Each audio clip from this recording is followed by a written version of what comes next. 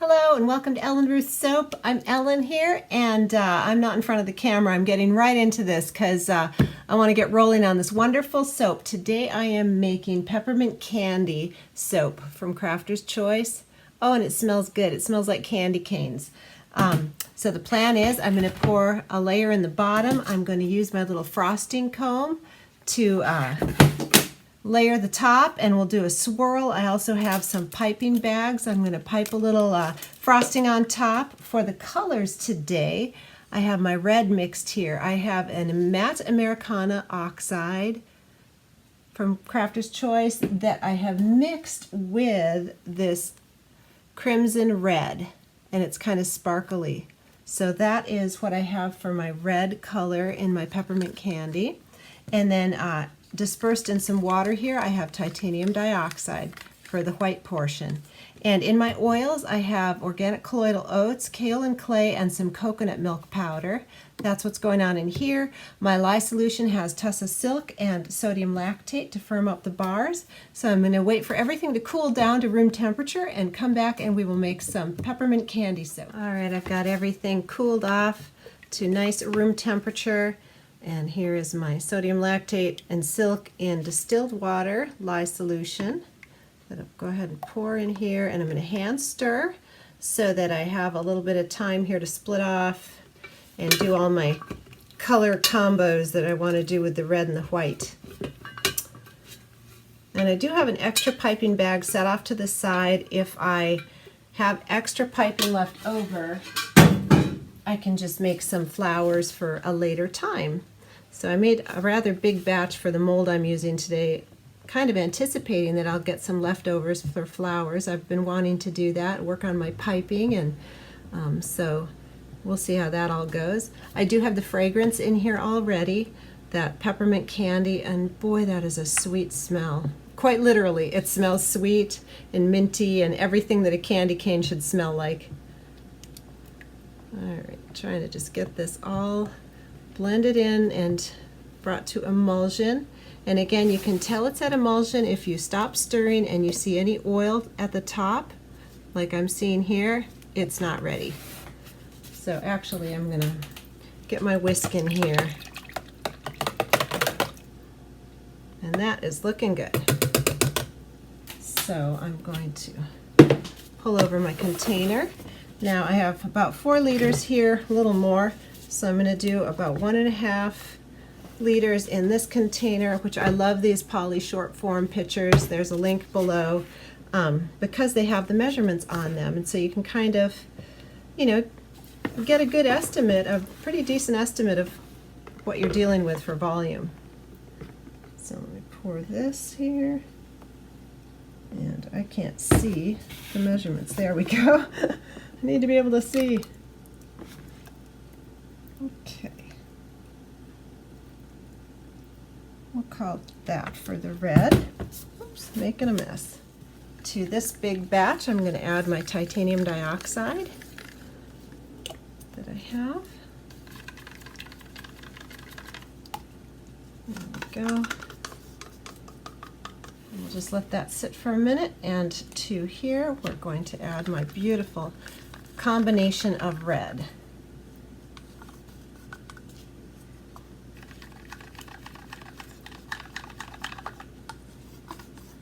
Boy, that's lovely. I hope it stays a nice vibrant red and doesn't like fade out to pink. That would be a bugger if it did. Definitely wanting a good strong red here. Okay. Get that in there. Now let me go ahead and I'm just giving that a quick swizzle, and I'm going to set this off to the side because what I need is my white for the base. I'm going to pour the white, a portion of the white in the bottom there, and we're going to go ahead and put in our titanium dioxide, and I'm going to have to stick blend this really well because titanium dioxide does not blend out very easily. Actually, I've got a little of this French white. I'm going to put that in there too. Okay, now I'm going to stick blend this for our bottom layer, and we'll get that poured in. And I want a nice, good thick trace on here.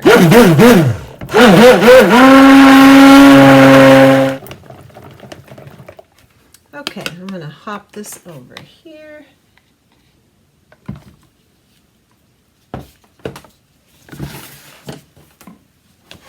All right, I've got this. I'm going to pour in the bottom layer here. And I'm going to have to tap out the air bubbles. We're going to let that set up for a little bit while I can come in with my frosting. All right, I'm going to test this and see if we're ready. It's a little wiggly, but I think we might be able to go on here.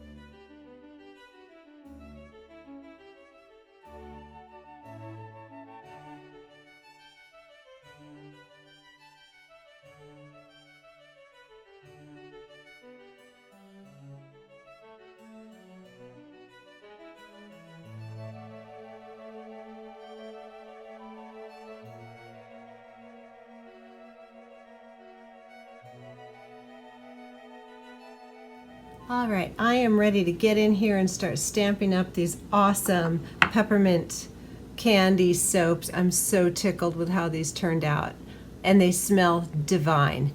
But I just wanted to say, I get a lot of questions on Instagram, how soon do I stamp and everything.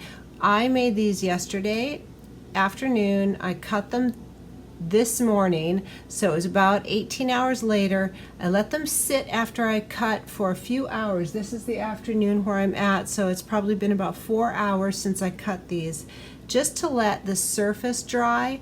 Now, they're still tacky, And because I have my nails, if I'm not careful, I can nick these and bonk them. So this is how I do it, but I'm very careful, and I still have nicked them. If I'm just grabbing too fast or whatever, if I bonk them, they can dent very easily. These are still pretty pliable. So you can wait a week or more to stamp. This is how I do it. But if you don't want to be delicate with them and you want a sturdier bar, wait a little longer.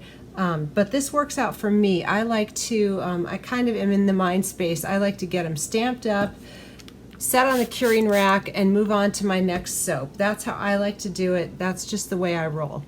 But so even coming in here, I could nick that with my nails. So I'm very careful, and I still nick them. And these are soft. One tap did it. That's all it took. So I just, FYI, that's how I do it. That doesn't mean it's the only way it can be done. That's just the way I do it. So find what works for you. You don't have to do it that way just because I do. I mean, you saw one tap, and look how deep that stamp is. So these are still really fresh. So anyway, I just want to explain how I roll. You do it what's best for you. And you could stamp these after a week or two or more, and you can clean them up after that long, but I like to do them fresh. So there you go. For my soap flowers, I've got this extra. I'm just going to snip the tips off here and put the bags in here next to each other.